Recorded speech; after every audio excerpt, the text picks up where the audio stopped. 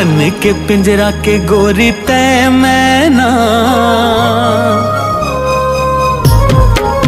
भाई का गाना है तबाही दिल छू दिशा बे यार। सच बताऊं तो ये गाना ना रुद्रा के अब तक के बेस्ट एल्बम सॉन्ग है। देखो गाना की बात करो तो गाना तो जबरदस्त था बे। और गाना जबरदस्त कैसे नहीं हो यार। ये गाना गाया पे अनुराग शर्मा और महक रात्रे।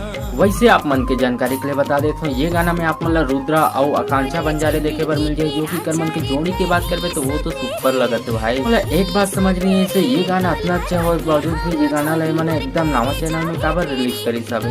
वैसे ये गाना जिन हिसाब से आवे ना ये बड़े चैनल में रिलीज कर रहे थे अब तक ये में लाखों व्यू घलो आ जा रहे। बस यही कारण है कि ये वीडियो में उतना अच्छा रिस्पॉन्स नहीं मिल पाता है, लेकिन कोनो बात नहीं। ये गाना जैसे आवे ये गाना धीरे धीरे बहुत ही अच्छा चलने वाला है। और भाई आप मतलब बता देता हूँ ये एल्बम के फर्स्ट पार्ट है, सेकंड पार्ट तो अभी आना बाकी है।